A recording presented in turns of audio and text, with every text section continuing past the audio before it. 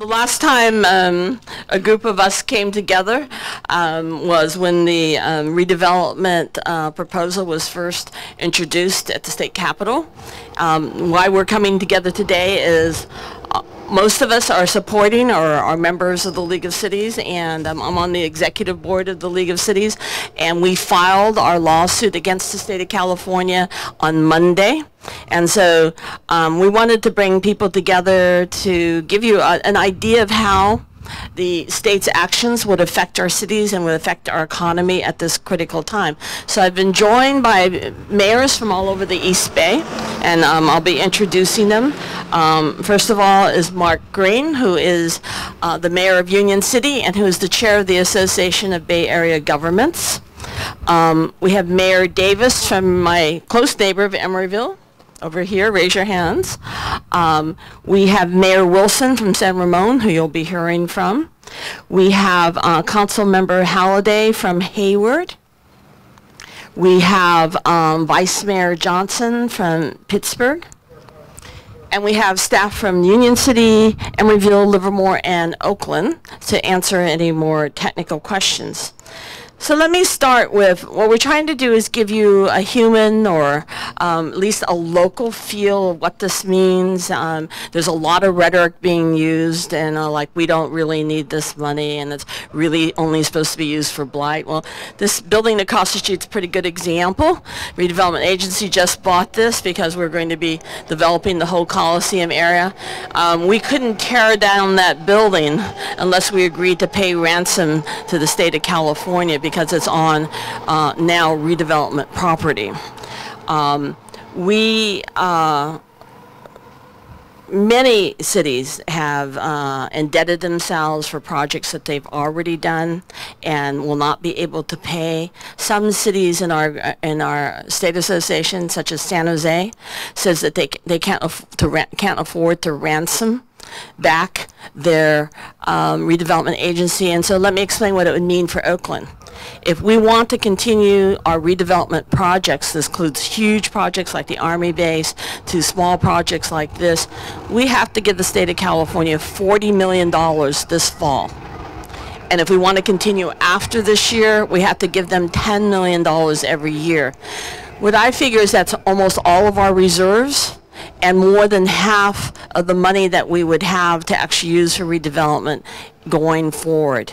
And so this is why you're going to hear more anger from my colleagues. I've sort of gotten used to this concept that we worked very hard on Prop 22. As a league board member, I helped raise funds for Prop 22, which we thought would end the state grabbing our vehicle license fees, which they just took from me, about $1.5 billion. You can hear from your colleagues how much from them, and our redevelopment funds that the state of California, the voters of California, over 60% of the voters said they were tired of having their local funds grabbed every time the state had an economic crisis. They put their budget on a credit card a couple of years ago under the Schwarzenegger administration. Local cities always have to balance our budget. We can't print money like Washington. We can't take money from other agencies like apparently Sacramento can. We always have to balance our budgets, and most of us have made really hard decisions. In my city, I've cut over 200 jobs, have cut many services, and then we have the state of California with its hand out asking for the remaining of the money. So I'm going to talk about just 4 projects in Oakland that some of you may or may not know about. Many of you may know that we're making a major investment. Yesterday we had the U.S. Undersecretary of Commerce here. We're making a major investment in the Port of Oakland. Well, this endangers about $10 million for the renovation and the modernization of the Port of Oakland at the Army base. We have in West Oakland, where we've had some of the highest rates of violence and murders, we have a new teen center that had $5 million on the line. And downtown at the old Alice or the Malanga Arts Center, we have affordable housing that we're renovating. We're talking about 100 homes there. At 7th Street, which is across the street from the BART station in West Oakland, we have a site that went into foreclosure that's blighted, that the city was buying so that we can renovate it, and so it won't be a blight right across the street from the BART station. Not too far from here in that direction, This is a neighborhood where people describe as a food desert. There's no grocery stores for the people of this community. We have a new grocery store, a Kroger's, that's on the line. And lastly, Mark will appreciate this because we were both on the stopwaste.org board. We have a new consolidated recycling center for the Port of Oakland, which unless we pay this ransom, we can't make the deal so that we can sell that land to the recyclers and so that we can continue to make sure that recycling goes in and out of the Port of Oakland, and we keep our reputation as one of the most sustainable counties and cities in the country. So that's the Oakland overview, and I'm going to ask Mark to talk a little bit more about the lawsuit and about his city, and then we're going to have Mayor Wilson, and we're going to have each of the mayors say at least one project that's affected by this whole issue about whether or not redevelopment is dead, or whether we can afford to ransom it. So, Mr. Green. Thanks, Jean. I want to thank Mayor Quan for hosting this afternoon's event. I want to thank all my other colleagues from around the East Bay for joining us. Union City is one of the plaintiffs with the City of San Jose, the League of California Cities, as well as the California Redevelopment Agency Association in the lawsuit against the state. And I must say that having been in elective office, what will be 20 years later this fall, that from my perception, this has really been the worst decision that Sacramento has made in the 2 decades I've been in elective office. The amount of money that we have spent in Union City is in the tens of millions of dollars on redevelopment, and in our case, we think it's been a exemplary spending of that money. We're not spending it on golf courses, auto malls, as one of my colleagues mistakenly thought last week at another meeting. We have been spending it where it needs to be spent. That's on removal of blight, converting old slaughterhouses, brownfields, dilapidated housing, pesticide-ridden land into constructive areas for housing, for seniors, for affordable housing. And we have consolidated our mobile home park, for that matter, also, and stabilized it. So we have a lot of strong housing projects along our train of 20 years and plus as a redevelopment agency. We need to be continuing that because, frankly, the biggest motor really running for affordable housing this day in the state of California has been redevelopment agencies. And taking that away from us is going to be a huge hit on the affordable housing component. As we stand here to the east of BART, I have to say that from Union City's standpoint, one of the things that we've been pushing hard for the 20 years is our own intermodal station at the BART station in Union City, getting access on both sides of the station, getting platform access through other railroad lines. And ironically, as we said here, as Jean mentioned, I am the president of the Association of Bay Area Governments, and one thing we're trying to do with the Metropolitan Transportation Commission these days is to get together with a sustainable community strategy for the entire Bay Area.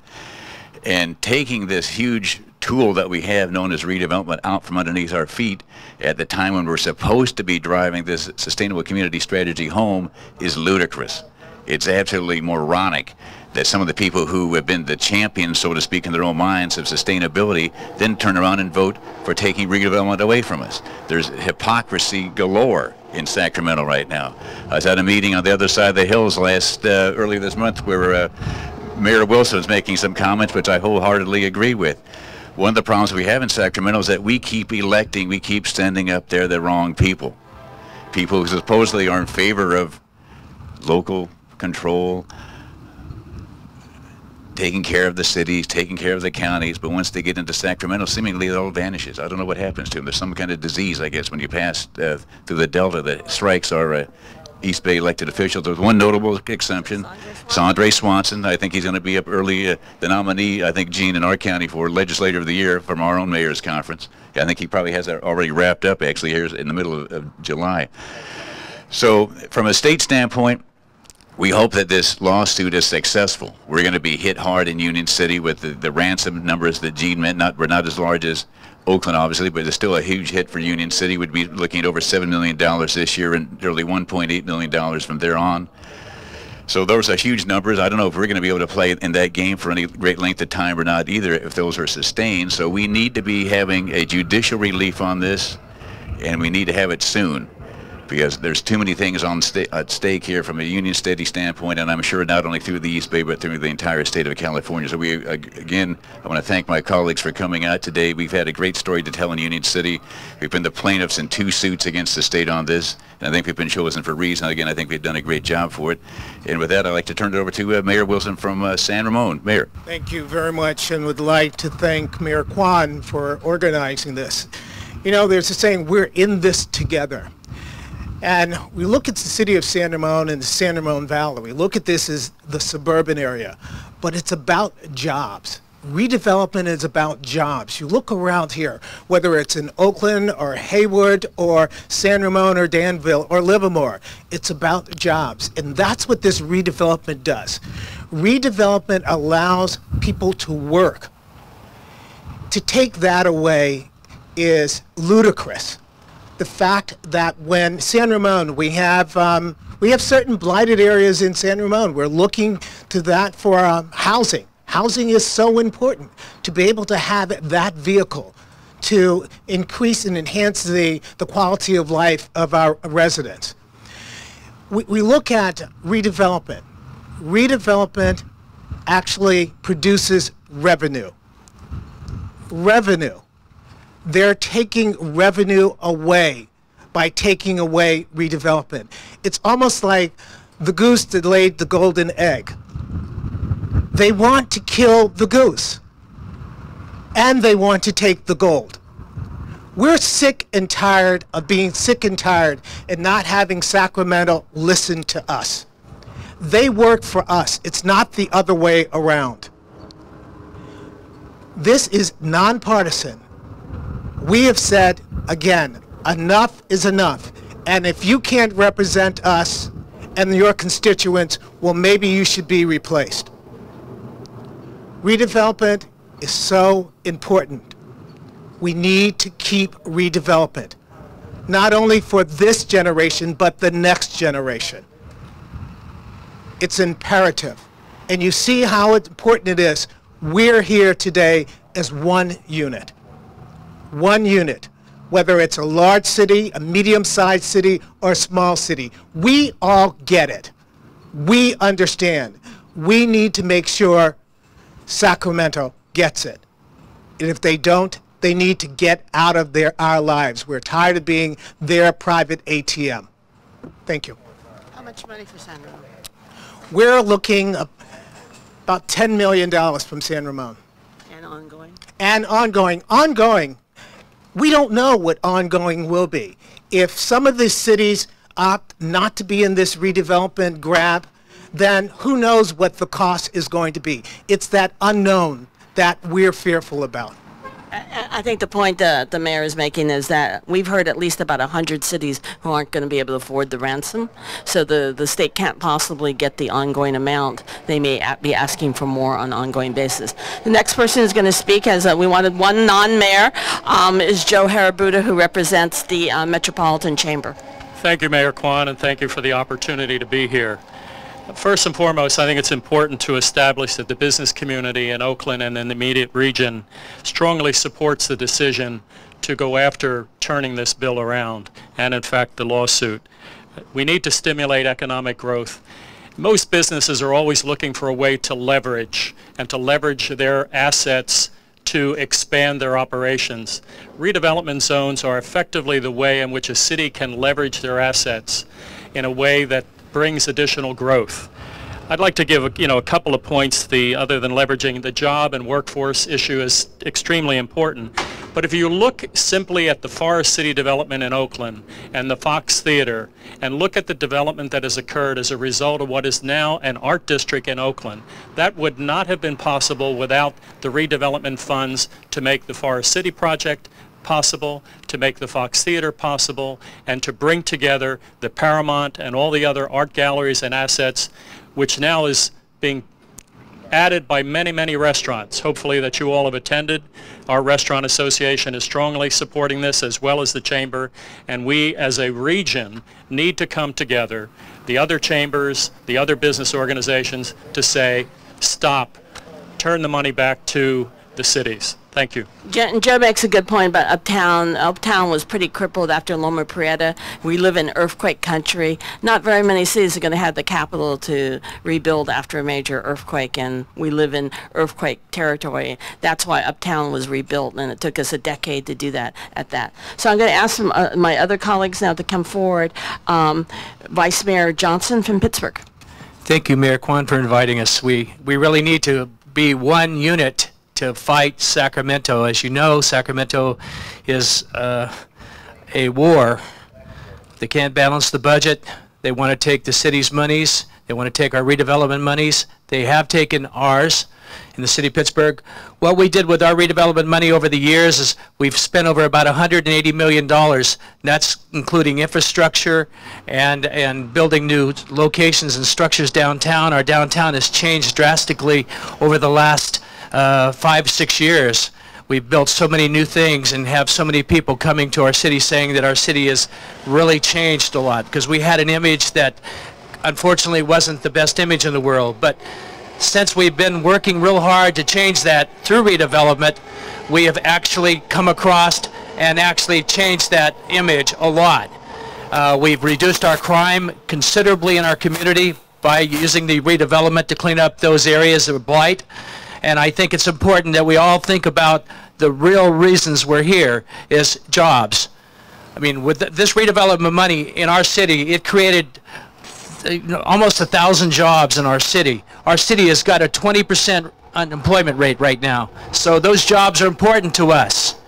And Mayor Wilson was very correct when he says they go up there and they change their whole thought process. Most everybody that comes from our governments go up there, they get elected, and then all of a sudden they're somebody else. They seem to work for different reasons and different goals. They all had the same goals where they were here. Even the governor, when he was the mayor of Oakland, used redevelopment very, very strongly to fix what was some of the issues in Oakland. Oakland's a lot bigger city than Pittsburgh, but we still all have the same kind of problems. So therefore, I think I worked hard on Prop 22, and I think what we're doing is going in this lawsuit is important to all of us. And I think in that motion, we need to really hit them hard and have them understand that we mean business, and we need to do that as a team. All the cities need to come together, whether we're in what district we are or where we're located, it doesn't make a difference. We all need the money to be able to survive.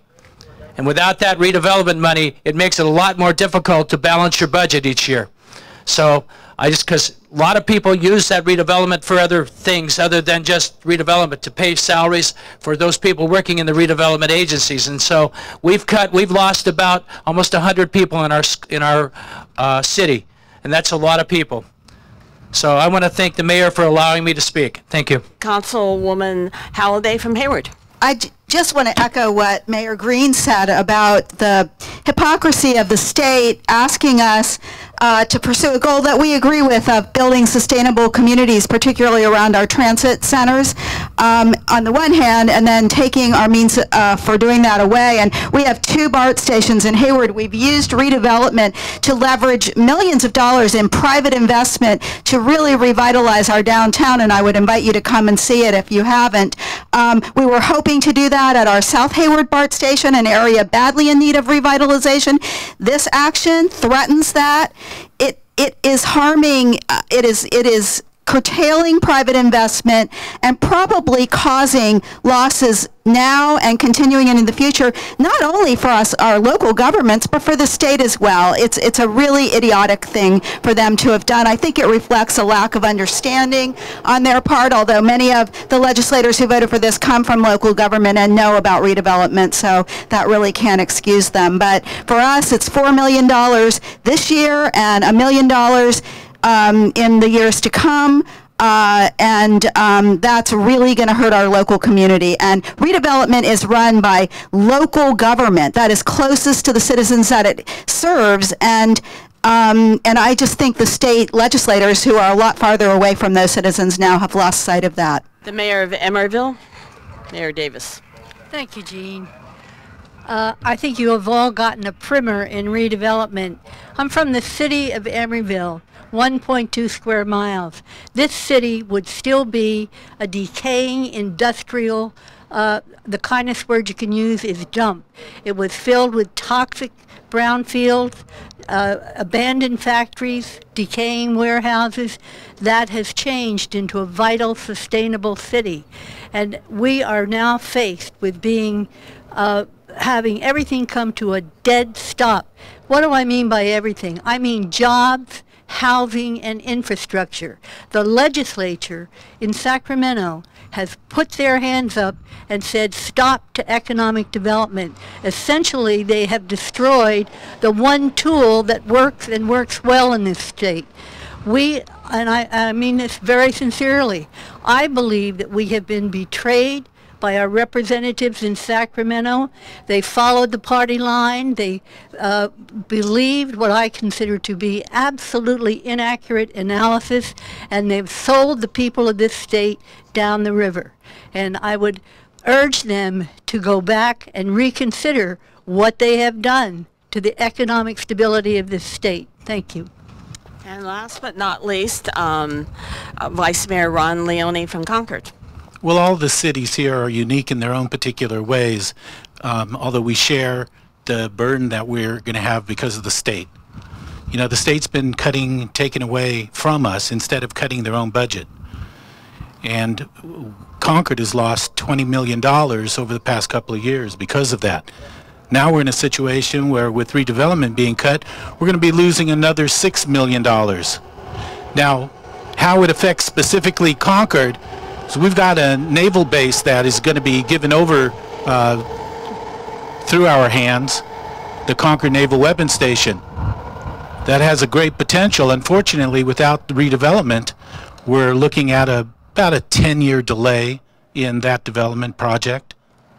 In addition to that, what that means to us in this time of high unemployment is that we're losing jobs. We've got about 12,000 construction jobs that could be going on, and we're not going to be able to, and 27,000 permanent jobs that could be lost. In addition to that, Concord has the Monument Corridor area, which is highly diverse, and we were in the process of putting in some affordable housing, 48-unit apartment building. We're not going to be able to do that now. We also have downtown, where we've revitalized our historic downtown area, and we're going to have to divert money from our general fund in order to maintain some of the events and activities there. Our request is that the city be left alone and quit taking our money. The state has to buck up and start making their own cuts rather than taking.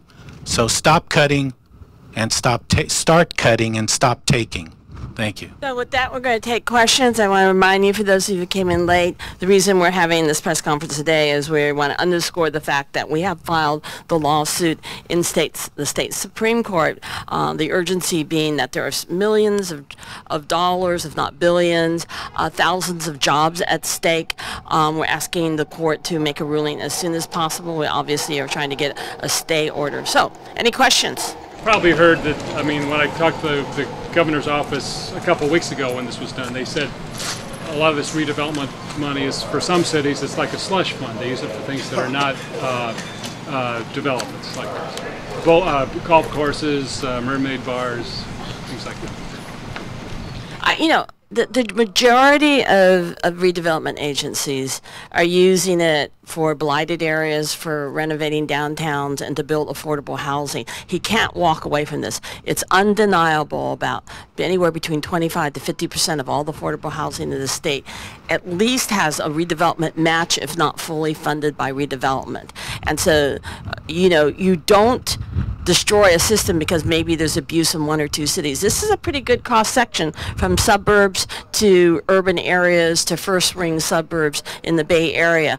Everybody talked about real projects, about housing, about jobs, about renovating old downtowns, about making transit-rich locations so that we can deal with global warming. I don't think anybody's wasted money here. Maybe Mark, you have another global perspective as chair of ABAC. Well, I certainly don't think that we would be considered a slush fund, although I will say this, if you can find this Mermaid Bar in Union City, let me know.